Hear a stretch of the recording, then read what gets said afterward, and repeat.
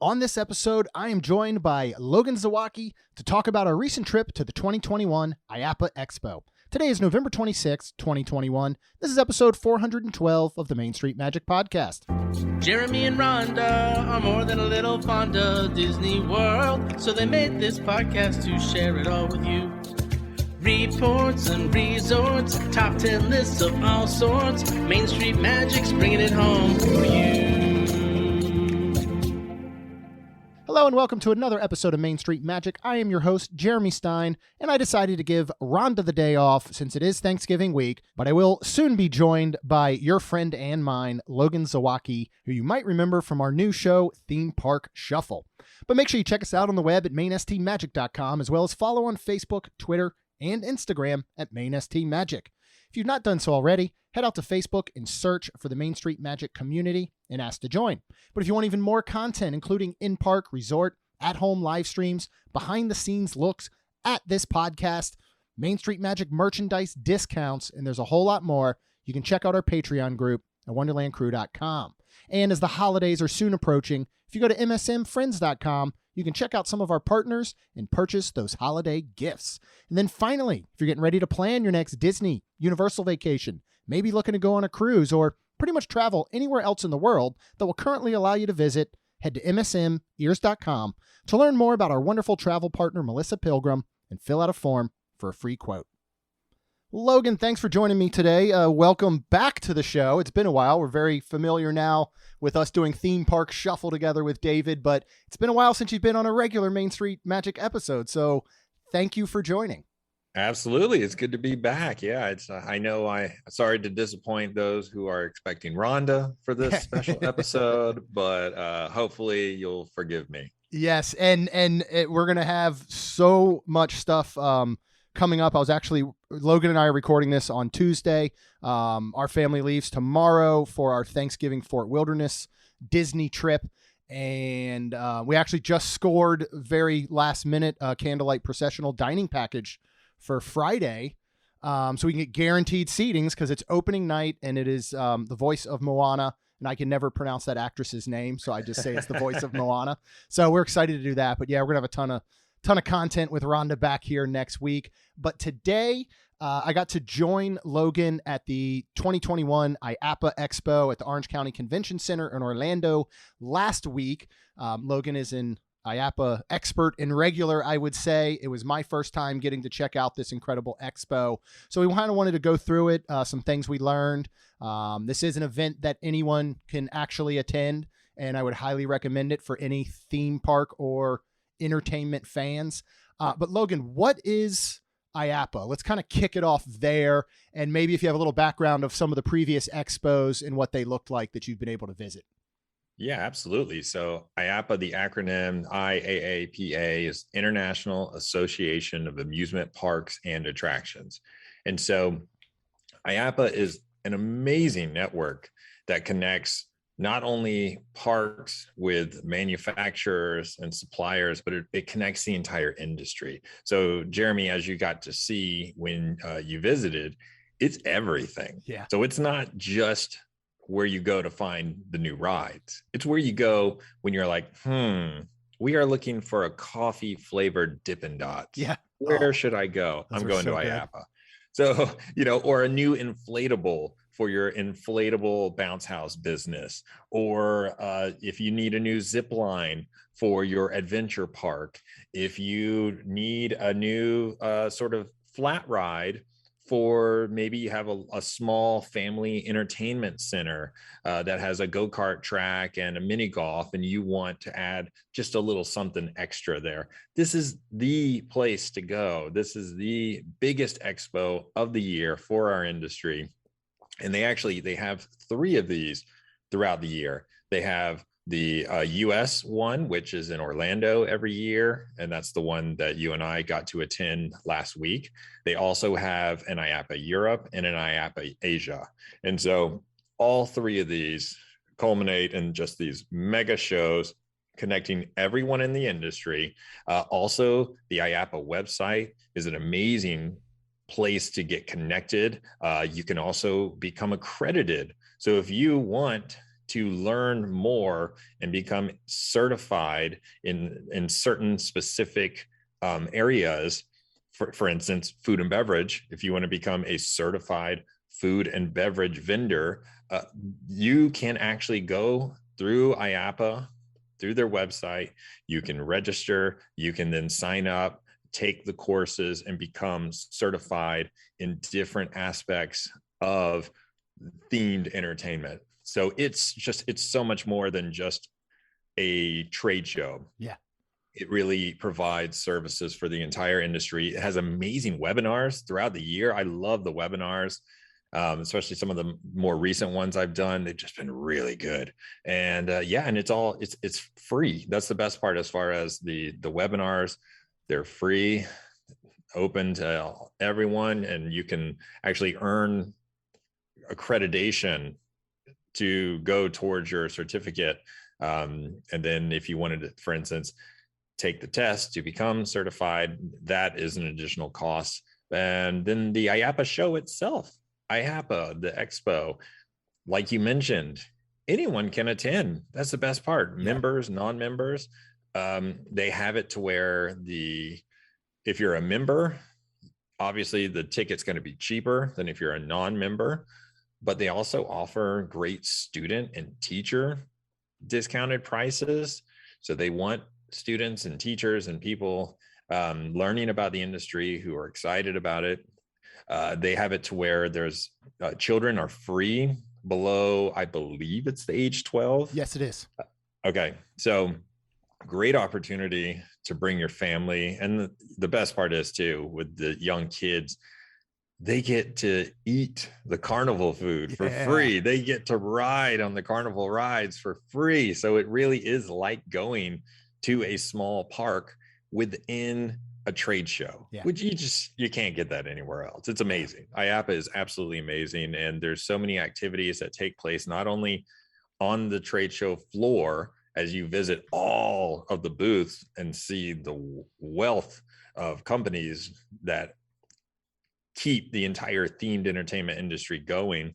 Then you have the actual seminars, the sessions, the breakout sessions, like you mentioned, that we're going to talk about with the Legends panel, which is always a hit every show. And just the fact that there are all these educational sessions and the stuff that we didn't even get to attend, like the Galaxy's Edge session that they had the Thursday of IAAPA Celebrates, where they celebrated at Galaxy's Edge. And then they had as well a tour at oh gosh, where was it? I think it was Volcano Bay. They did a Volcano Bay for cool. people in the water park industry to specifically talk about what they're doing with that park. I mean, there's just so much available to people in the industry, and it's all focused on specific trades. But at the same time, it's open to all. So you can go in and learn about food and beverage if that's what you want to learn about. Even if you don't have a background in that, you can go in and learn about retail and marketing. They have sessions for all of it. It's so cool. Yeah, that's what I really want to try and focus on next year, is trying to be down there for a longer period of time during the entire Expo and check out some of those sessions.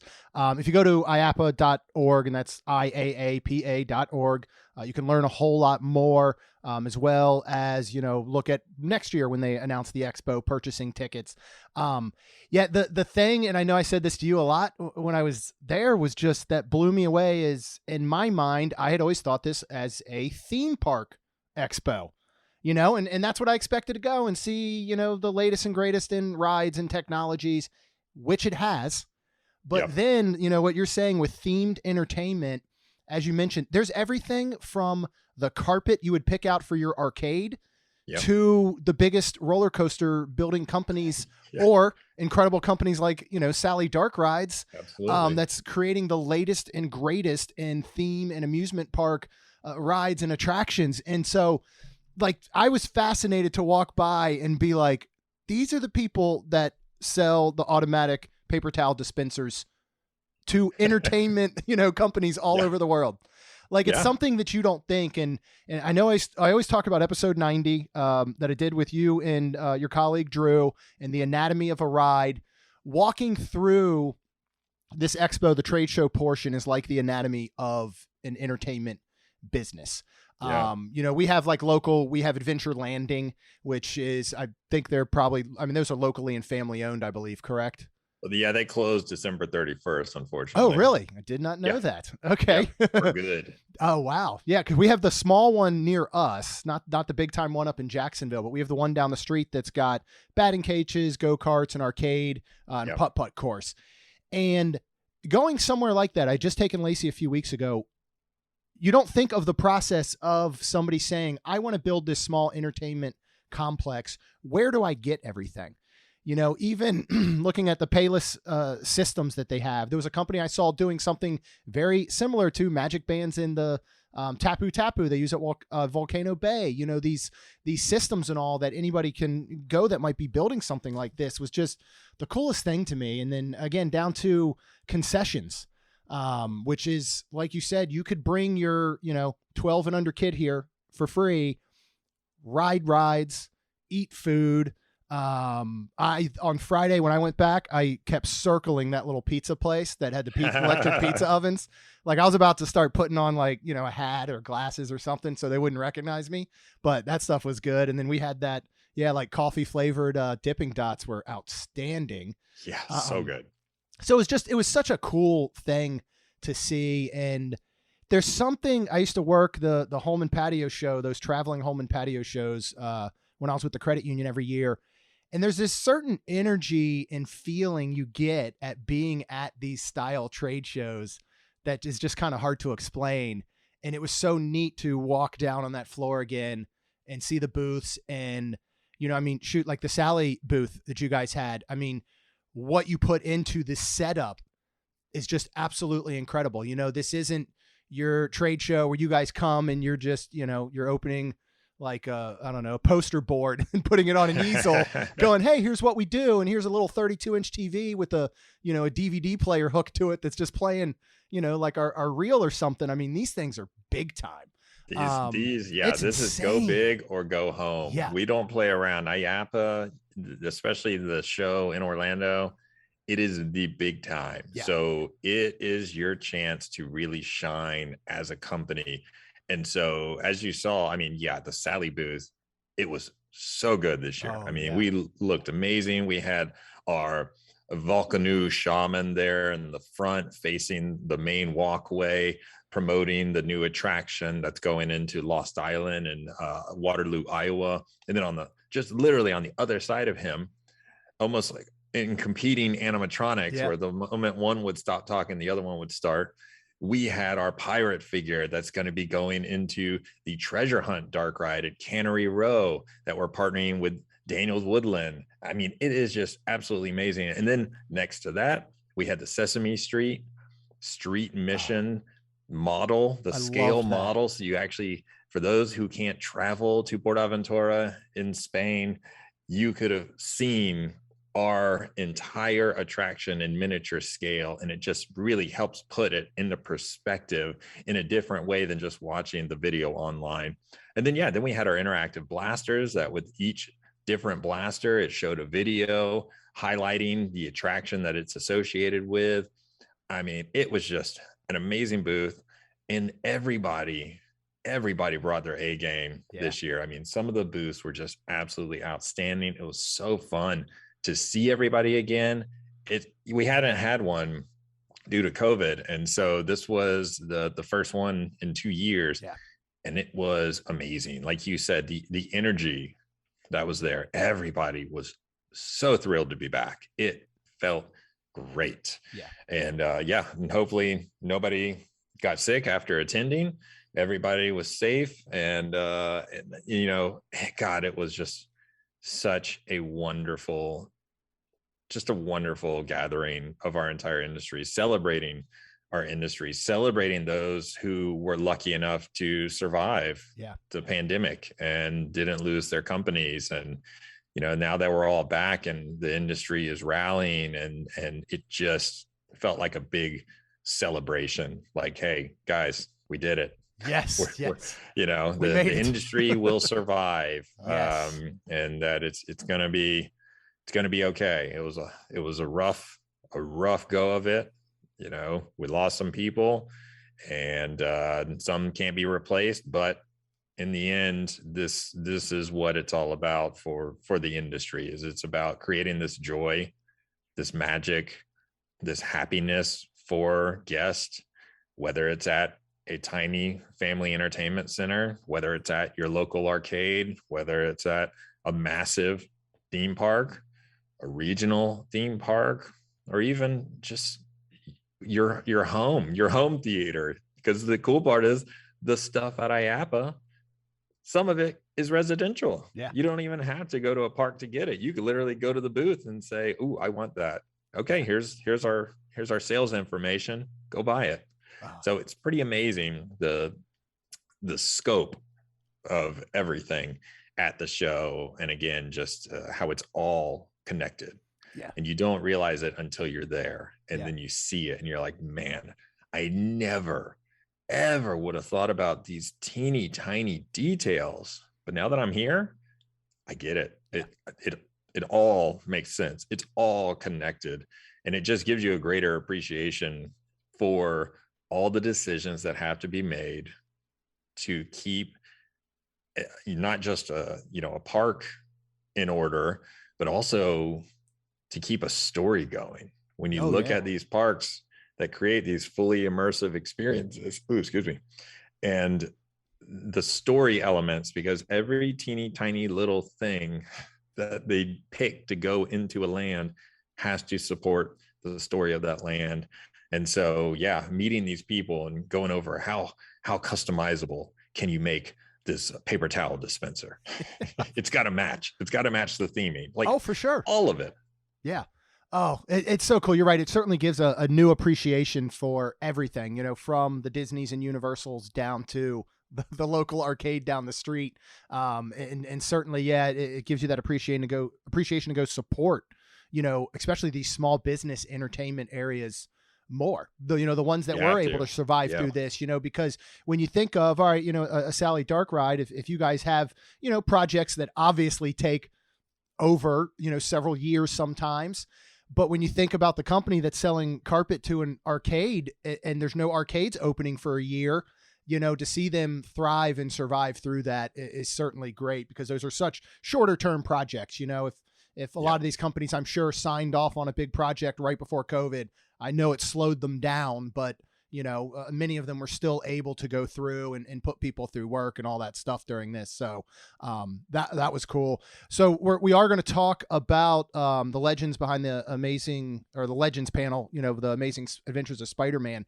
But first I want to get into something you had messaged me a couple days before, and you said there's this sound demo at Universal on the back lot that we'd have an opportunity to go to. And I said, yes, I want to go to it. And then I said, what's a sound demo? So it was really cool to go and learn. So why don't you talk a little bit about the sound demo, the company, kind of what we went through. And then of course I'll interject as or if needed.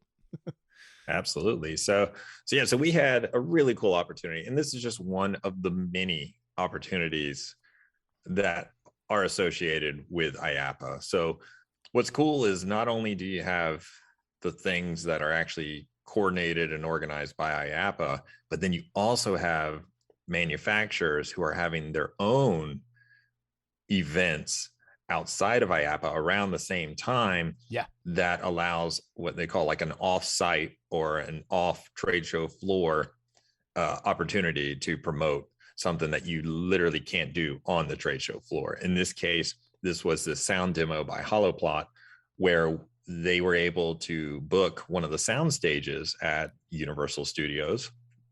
And so we got the opportunity to go backstage. We got to be on the sound stages right there on the back lot. We could literally see the Hogwarts Express coming in and out. It's just hovering above them. There's this plain track moving incredibly slow.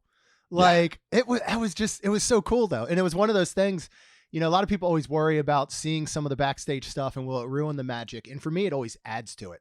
Like seeing Hogwarts Express in a way that I didn't really know existed is cool. I'm like, wow, that's amazing. And you think when you're in that train, you have no clue, You're just slowly going through, the backstage area on this little rinky dink kind of track. So it was just so cool to kind of see that stuff and the sound stages and everything, and just be able to go up to the security booth and get our little sticker said Universal and our names on it and all. Was pretty cool. So yeah, it was great. So so then we go and we're standing outside in this alleyway between sound stages, and the demo starts. And so Jeremy got to experience what a sound demo is, when all of a sudden the wall across from us, we just hear all these seagulls, and you're like, what is going on? And then it turns out it was actually the speakers inside the soundstage sending sound in a focused beam through the tiny crack in the soundstage door, the bay door, bouncing off the wall across from us. And that's what we were hearing. So it sounded like birds were across from us, when in actuality, it was a speaker sending the sound behind us. It's insane. So just a great way to kick off the demo. And then once we got inside, we got to actually experience the capabilities of their sound system. And so essentially what they have are these highly sophisticated speakers that allowed for what they called essentially 3D sound. Mm-hmm. And the best way to describe it is they were able to manipulate sound in such a way that they can control what sounds by an audio point source can reach very specific targeted areas of a determined space. So as we walked into this big soundstage, we got the opportunity to experience a couple of different variations. So for instance, we walked in one area, they just had this giant square marked off. And so like, this is your area.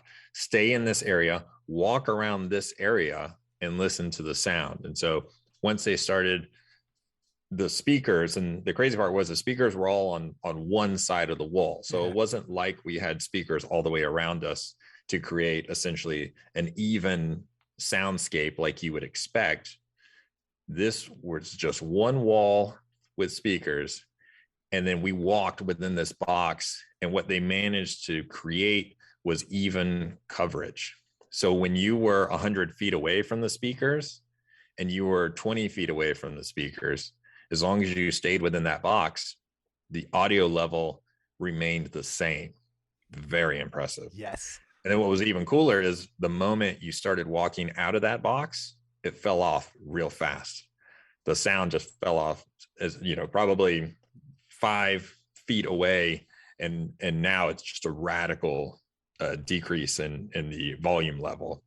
So really, really impressive. And then as the demo went on, they continued to show us the capabilities and continue to get tighter and tighter and more focused with their use of zones. And so they had it to where we started in the one big one, then they minimized the focus to one straight beam where you're literally walking on a path.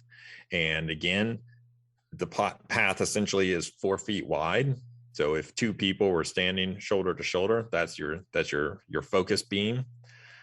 And again, it was one of those where if you stepped outside of that 4 foot width area, the sound completely went away.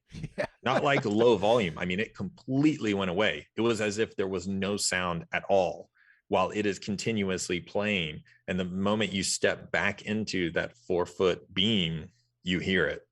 It was amazing. And again, it showed off the capabilities where 100 feet away, 20 feet away, 10 feet away, all the same volume level. But if you stepped out of that 4 foot width, it just disappeared. It was so cool. And then they did a couple of different zones, 4 zones. So showing how you can transition from zone to zone to zone and have a different point source, all while having the same background music. So imagine if you're just walking through an area, say, just because this is a Disney podcast, let's say you're walking around a Disney park and there's one that just plays as background music that connects every single one of the parks. But each land has its own unique music. And so what this demo showed is it showed how you can essentially have one track that plays consistently throughout an entire park. But then as you transition from land to land, the same speaker that's producing the background music can then produce the very specific music for that land. And they used an example of a parade using music from Universal Japan. And so that was a great example of how you can have these zones where within the zone, you have the different music, but just with the same background track.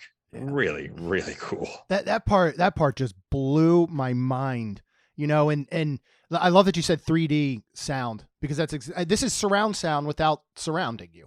Is the crazy part. You know, this isn't speakers on the side and speakers in the back. There's speakers in front of you and then bouncing and sending these beams in certain ways that it gives you this fully immersive experience. And going through those zones, what was it? I think it was the 4 zone where like you started in one area in one box and it was like you were on like a pirate ship, you know, and you could hear the waves crashing and it's crystal clear. And as you walk to the next zone, which is only maybe 10 feet away, it sounds like you're in the middle of traffic and you know, cars are honking, and then you walk to the next one and that's all coming from one track on this, you know, array of speakers.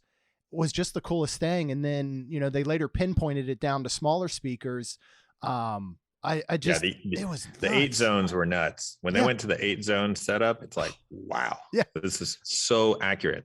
I know. Like literally you take one step forward, one step back, and it's gone and you're into the next sound. It was crazy. And absolutely crystal clear. So they're putting this in at the MSG Sphere that they're building out in Vegas. They're putting this system in, which will do conferences, concerts, basically anything you can think of is going to happen in this sphere. And, you know, I just think I love going to concerts. And I was even talking to some of the people that work there. I remember seeing the Red Hot Chili Peppers at Veterans in Jacksonville a couple years ago, and they sounded like garbage. I mean, and it wasn't their fault as much as it was these systems and the speakers that are there. They're like, hey, you know, crank these to 11 and everything just gets muddy. I mean, they cranked these up at the end and the sound was still crystal clear. And of course we didn't have the best seats there. We were kind of in the back for that concert. You get some delays, you get some additional echoes. The sound isn't as loud as if you're right in front of the speakers. And this system, it just blew my mind. Like you said, whether you're 20 feet away or 100 feet away, the audio level's the same. The clarity's the same.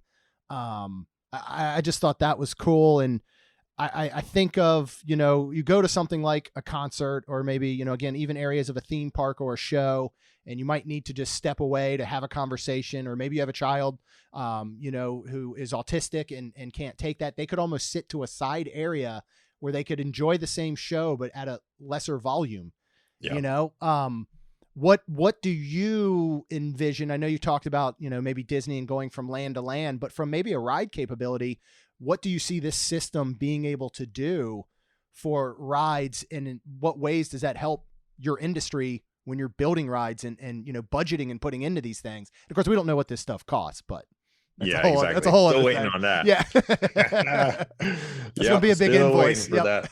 But you know, one thing that I actually need to get up to Atlanta to check out is they do have these speakers installed at the Illuminarium project up there. And what they're doing there is they actually have the speakers behind acoustic transparent screens. And so that is something I'm very interested in, because if we can, the secret is always with any ride is immersion. You want to have total immersion. And there are always little things that can take you out of the immersion.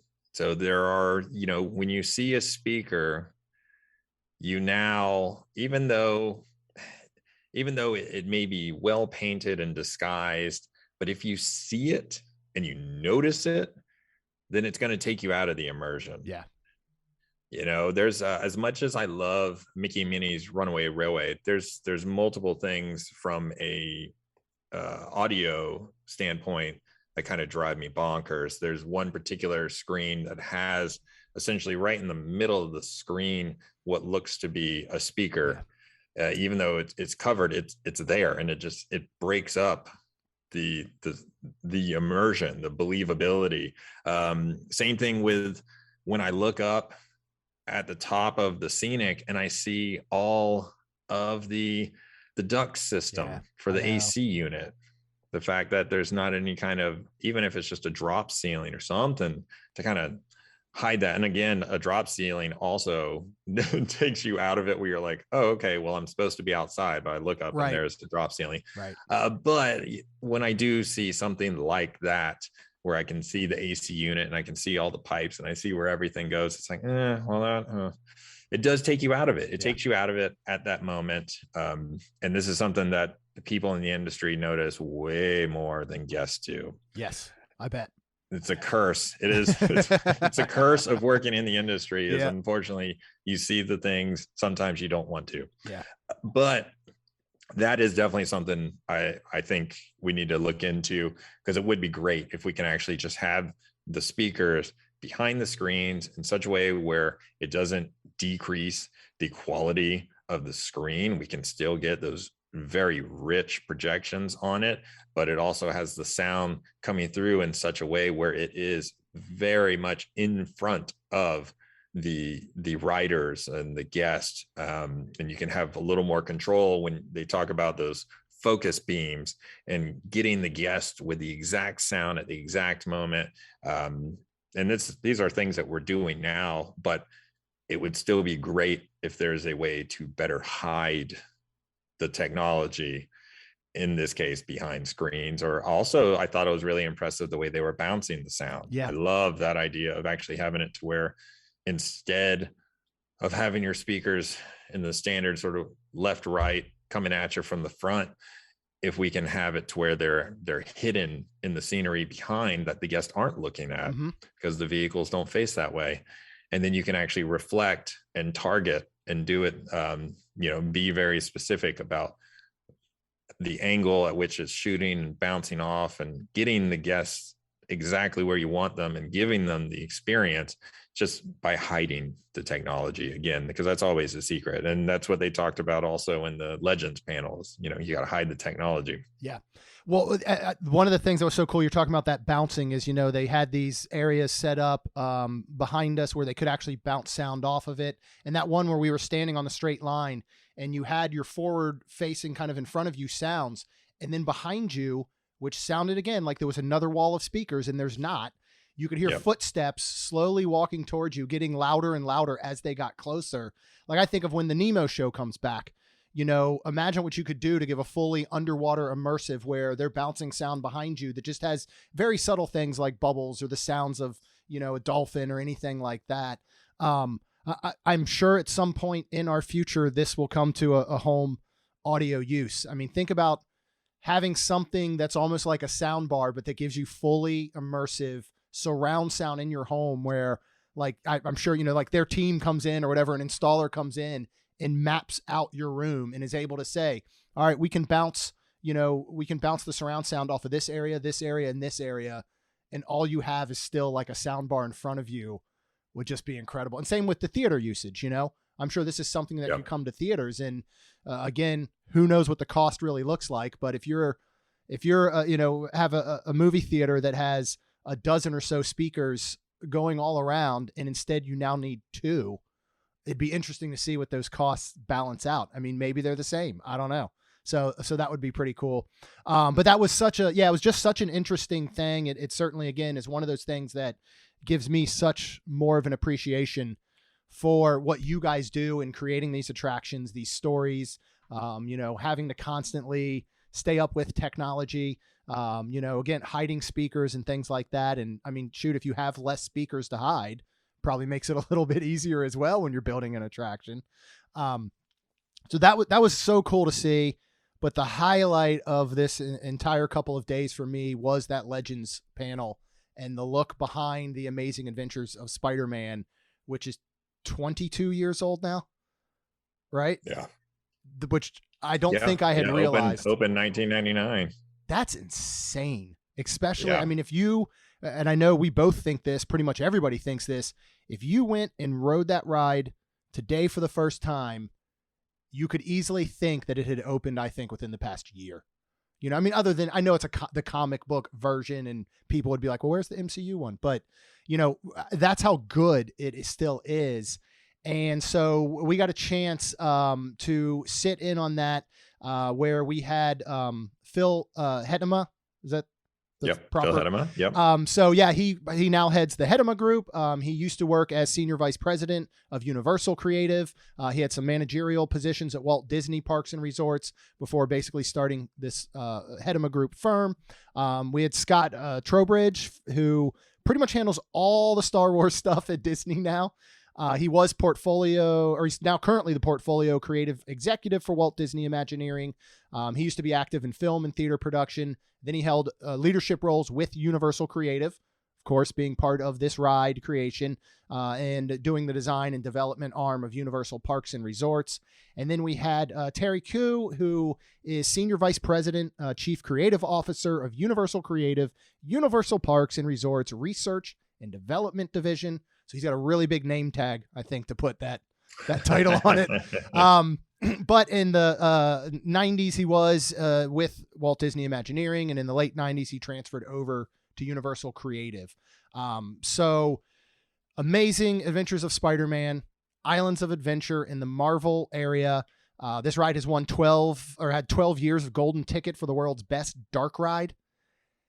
What were some of your major takeaways? I love that they covered the DC Comics deal that fell apart, because I know we've talked about that with Warner Brothers on past episodes when we went down the rabbit hole with you. The rabbit hole, yes, sir. This was originally going to be Cartoon World. When deals started to fall through, Jurassic, Park became very popular. Marvel was available for them to bring in. They kind of changed up islands.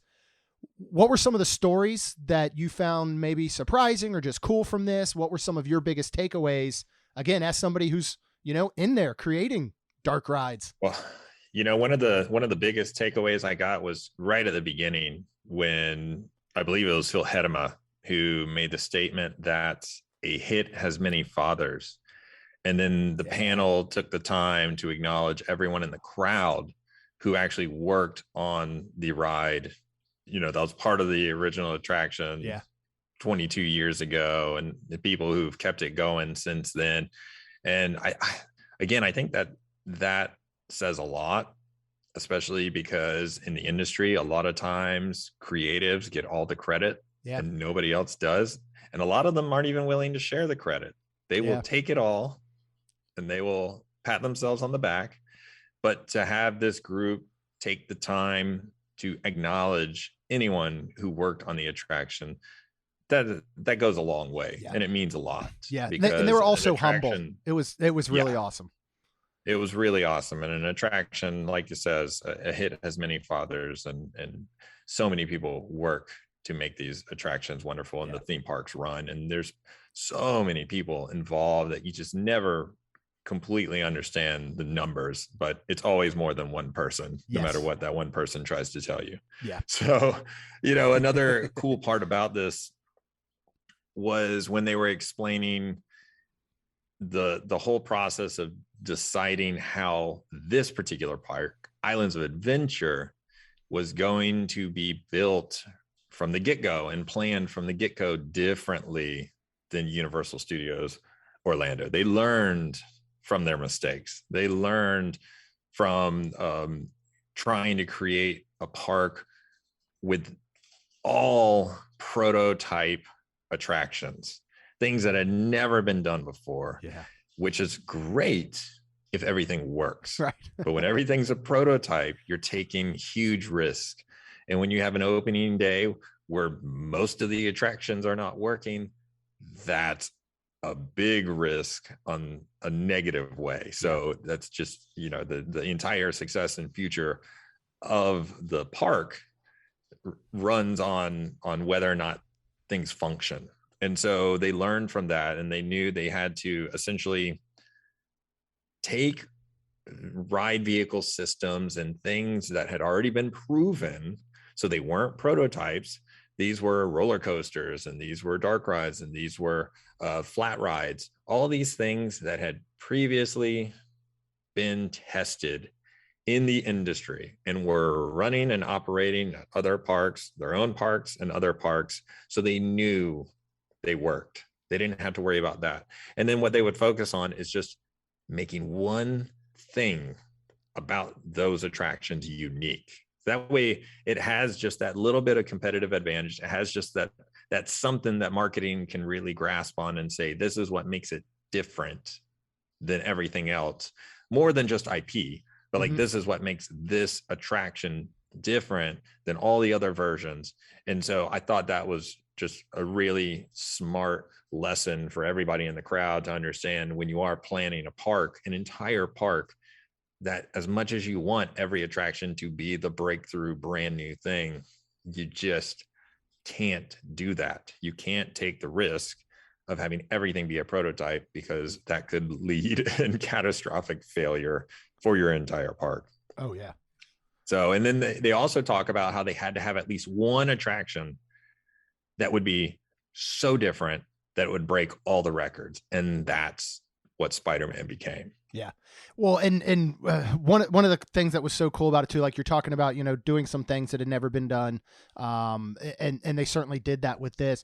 What I thought was so cool, because you have all these people that are in this panel that are in the themed entertainment industry. And this panel was extremely interesting, but it seemed very, very educational. This, again, you're watching three legends, literally, up there, who it felt like in all of their answers, not only were they giving you cool little trivia and facts, but they were trying to educate everyone in the crowd on, here's the things we did, why we did them, in a sense that I think people could have takeaways that are in that industry going, I never really thought of looking at it that way or approaching it that way. I can take that back to my own job, and probably integrate that type of thinking or stuff. So they were just, they were so humble. You could tell how much fun they love doing what they're doing now, but building this attraction and ride. Hearing about the budget, hearing about what it looked like, for them to go out and create things. I know at one point, Scott was talking about, they went and literally bought, like shower curtains to see how the projections would look on them. They had the couple little like notes, because you take some notes. I don't know how you take all those. Hey, I'm a former professor. I know. Yeah. I'm just in there. Like, I sent you my legit note, and I went back and did spell check on all of them, because normally half the words are spelled wrong, because I'm just trying to type so fast, and I just do real short things and hope my brain remembers it later. But like they were saying, they had, it took 6 hours to render 1 second of the video, and they were using this old school film.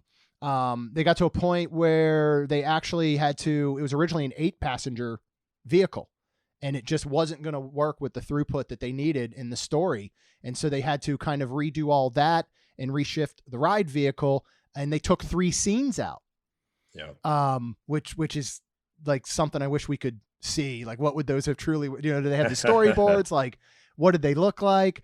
And the other one that I thought was so interesting was the opening day was coming, and they said in one of the scenes, the audio kept just stopping, and they had to go and they were like, was it the track? Is it the speakers?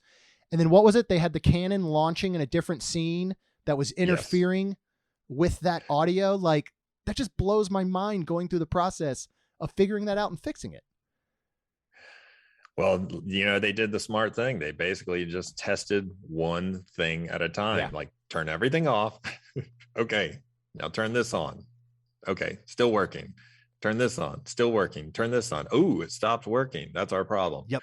So yeah, deductive reasoning. Well, and that's, it was so cool, because Scott was saying it ended up being that they had that blast was using the nitrogen, and it was so cold that it projected an ion beam, which I'd have to go to, dictionary.com and see what ion beam means, but onto the computer in the other scene, and that was cutting it out. But again, the creative process, and like you said, the problem solving that goes into this, I used to be a computer tech, and it's the same thing, nowhere on this level, of course, but my computer's not working. Okay, let's start at step 1. Is it plugged in? Is it turned on?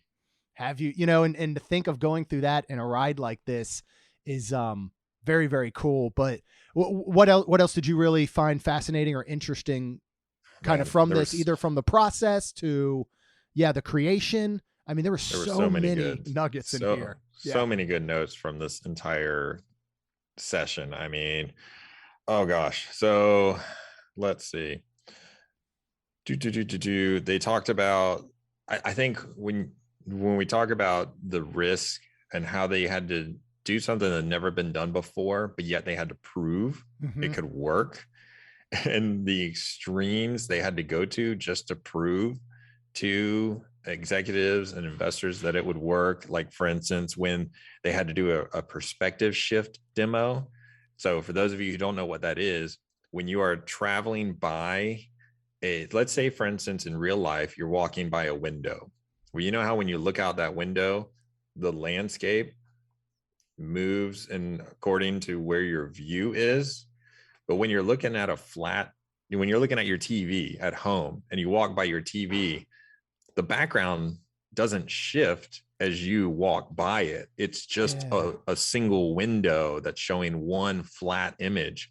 But when you add 3D, you have to create something called perspective shift. So the actual image you're looking at has depth to it. And the only way for it to be believable is that it has to know where you are. So as you pass by it, the background shifts the same way it would if you were looking out a real life window. And all that has to be made in the 3D program and timed perfectly with the vehicle in order for your brain to process it as realistic 3D depth. Because if you do it wrong, it just looks like you're passing by a flat screen. Right. Yeah. So, that's nuts. So, when you think of that scene flying, you're flying up basically the side of the buildings and how that's all orchestrated. Jeez. So every single time you roll into a scene, and this is what we do at Sally Dark Rides, we have to factor this in. Every time you come by a scene, it has to make sure that it is transitioning with your view in order for it to be believable. So basically the demo they had to make these makeshift vehicles. They had people sit in them. They then would push them manually. They would literally have guys pushing this vehicle with also man-powered motion and man-triggered effects in front of the media screen. So all this stuff wasn't synced. It had to be proven, though, that they could do it and that the guest experience would live up to the level of what they'd been promising. And so in order to prove that, they literally had to create this demo in what they say, an undisclosed warehouse. Yes. Like they kept, so just some backlot warehouse, they were able to do all of this. And so the amount of work that went into just proving that it would work is really phenomenal and impressive. And, things now that everybody in the industry is using, and it's not nearly as complicated. They were having to do it before these things even existed. Stuff like that, man. Like those kinds of stories that they were telling, like the story you were talking about with the scene in Electro scene where it kept falling off, but then we found out it was the liquid nitrogen from Doc Ock's scene on the other side of the wall. Just incredible. So how they were able to do all that. They also talked about how instead of building everything dimensional in order to cut costs, how they found ways to paint and print lifelike sets on a canvas using this UV ink that could then all be rendered. The entire background could be rendered in 3D and then printed so it seamlessly matched the quality of the 3D projection on the screen. And so that was just another way not only to cut costs from having to build out these highly dimensional scenes, but also it makes it more believable because it matches. Right. So that was just, and then they talked about the 25 projectors that they had inside the building and how you had to have 2 film projectors per screen. And it was nuts. Nuts. And what they really did accomplish, and especially as you think of this being, over 20 years ago, and still it holds up so well today. I think is the most impressive part. And it's just, yeah, I mean, it's one of those, not only is the ride and the attraction outstanding, but it's another one of those where I think you can ride it so many times and still catch little things that you never noticed before, because there is so much going on, but it seamlessly works together. So like, I mean, there's one, next time I ride it, I almost want to only focus on looking for those kind of canvas, UV printed scenes, like picking those portions out of it. One of my favorite parts kind of was at the end of the panel. They were asking about the biggest mistakes that they've kind of made.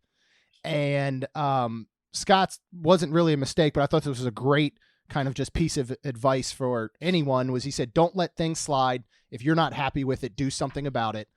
Like, you can tell from all three of these guys that perfection is so key, like you said, most average theme park goers aren't going to ride Runaway Railway and stare at the ceiling and be like, oh, I can see a pipe or something, but it matters so much when you're in it. And it almost makes you think that, like, at some point there had to have been a discussion that says, well, guys, we can see the ceiling, in the pipes and the ductwork in Runaway Railway. And it's almost like maybe nobody stepped up and said, well, let's do something about it. Like, hearing Scott basically say, look, if that is something in this attraction that doesn't make you happy, make it perfect. Phil's was great too. He said, don't learn from your successes. You learn from your mistakes. Never put something out you haven't tested in advance.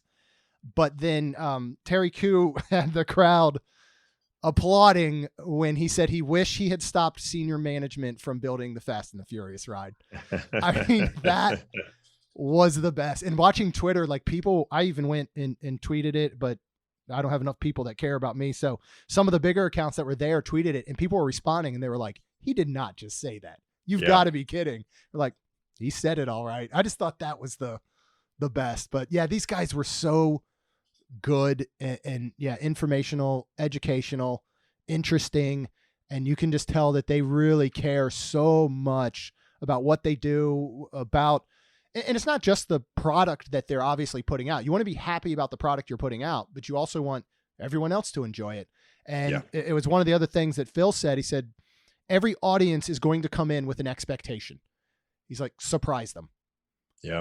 And that's true. You're going to go into certain things. Like, I remember the first time doing Rise of Resistance, and I, had tried not to read some of the kind of spoilers from media and whatever. And I had an expectation of what it was. And then you go through and you're like, man, they're surprising me around every corner. And that's anything, even if you just say, I'm going to ride the Hulk for the first time, you got to have at least one element in there where you're like, I was not expecting that part. Right. And so I think that's so cool, for them to be so focused and keyed in on that stuff. This was such a cool experience. I'm so glad I got to do this. And I like their leadership lessons at the end too. I'll just sort of read those off real quick. Phil brought up that there's power in a small, focused group of people aligned with a singular goal. And they started as a small group with a shared focus and responsibilities and expertise. And so having that small group with a shared focus really helps drive a big idea forward. Yeah. And then it only gets bigger. So as you add more and more people, but really in this case with this attraction, the team got huge, but it all goes back to really that core group who set the foundation and kept everybody focused on what is most important. What are the most important things, the most important takeaways from this attraction at the end of the day that we have to meet? Yeah. And like you mentioned, whether it's guest expectation, whether it's IP holder promises, whatever it may be, or, just promises made to the shareholders, we got to meet these things.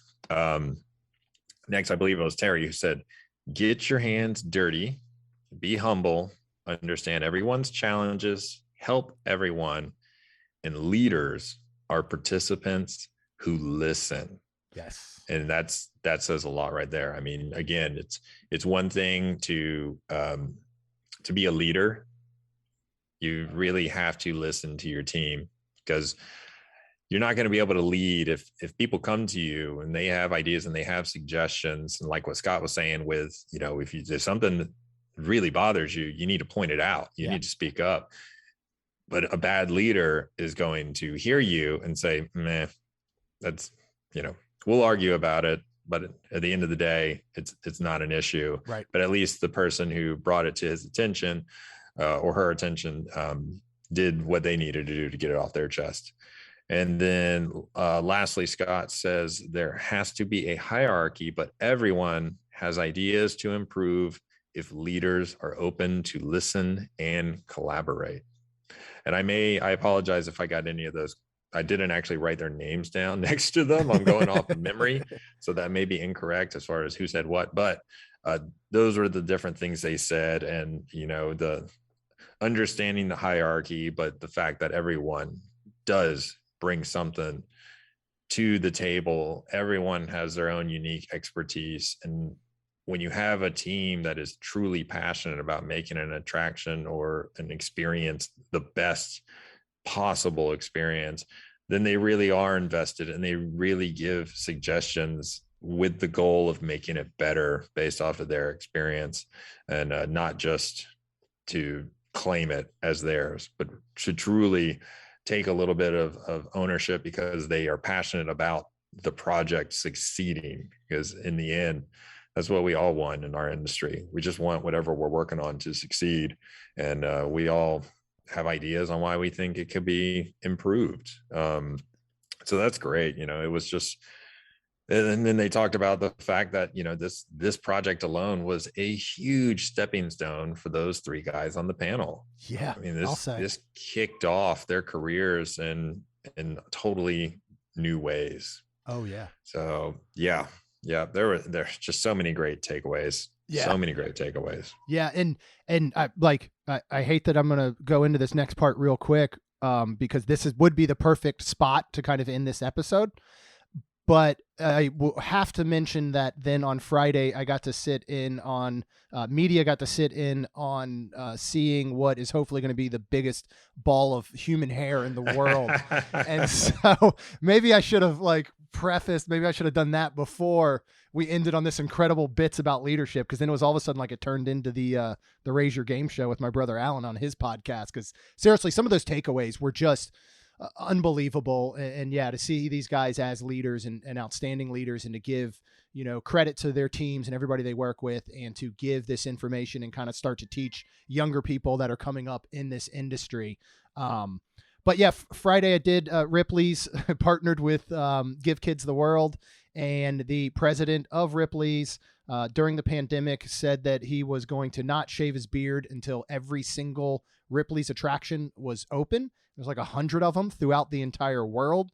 I think it was literally the week before this, the last two opened.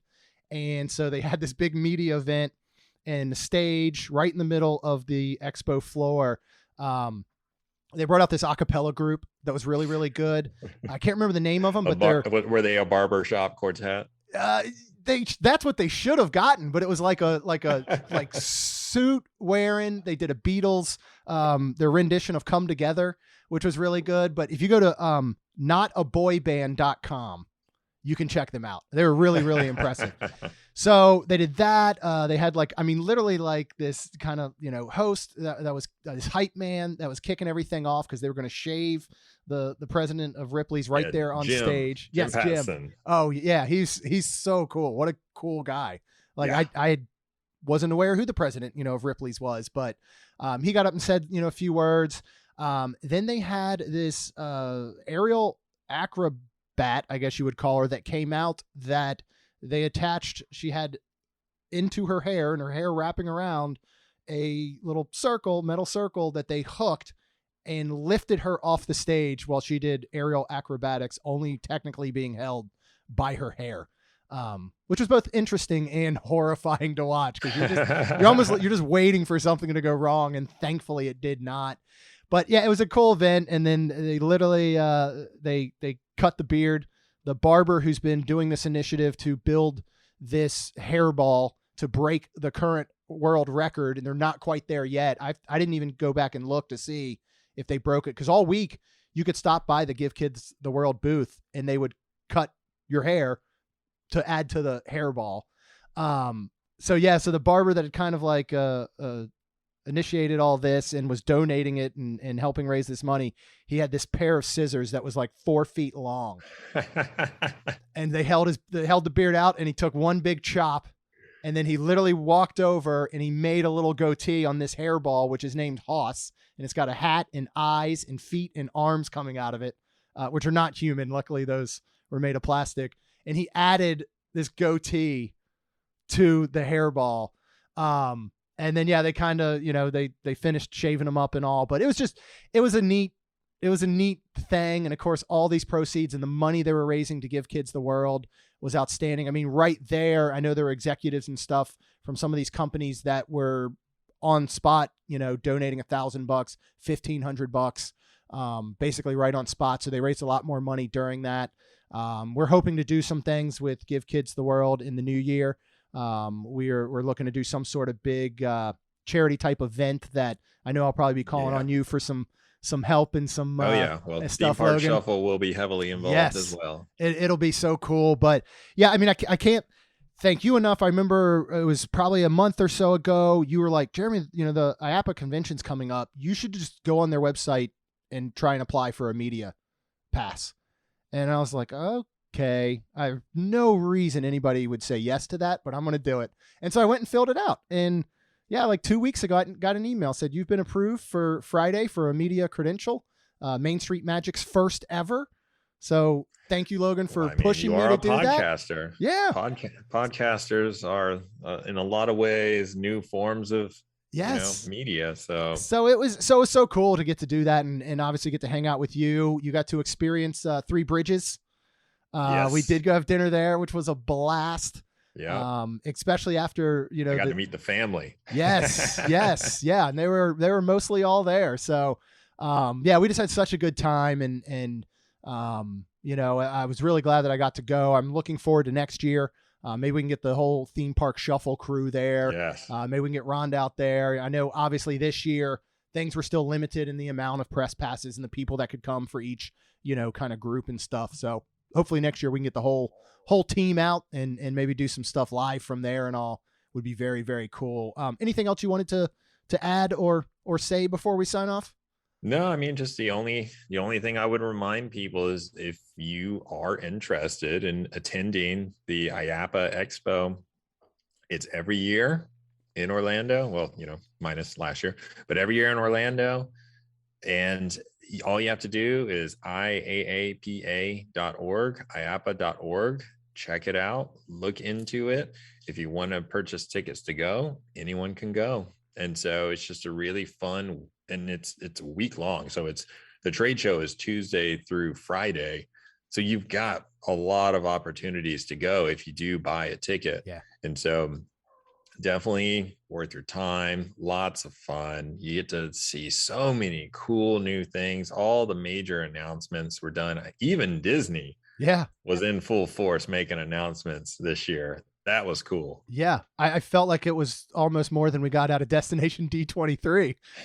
You know what I mean? Like it was kind of crazy. I kept waiting for that one going, all right, I could use something big here. But instead they made some of them at IAAPA, which was cool. And yeah, DMR himself out there as the front face, of course, of Disney right now, announcing all this fun stuff.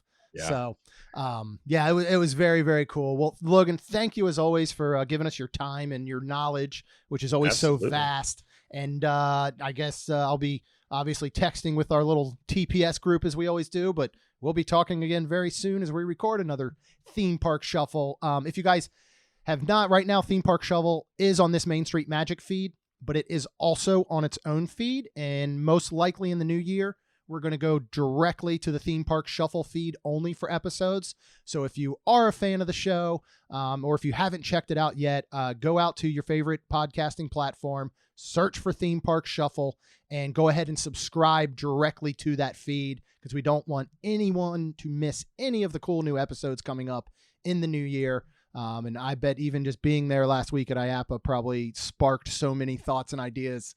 I know for me, it'll change the way I do my Theme Park Shuffle because I really got to peek behind the curtain of how some of this stuff operates. I can guarantee I'm going to put some of those holoplot speakers in one of my future attraction redesigns. Like that's going to be a major focus there. So that'll be really cool. So Logan, thank you again. And I know we will be chatting very, very soon. Thank you, Jeremy. Appreciate it. Jeremy and Rhonda are more than a little fond of Disney World, so they made this podcast to share it all with you.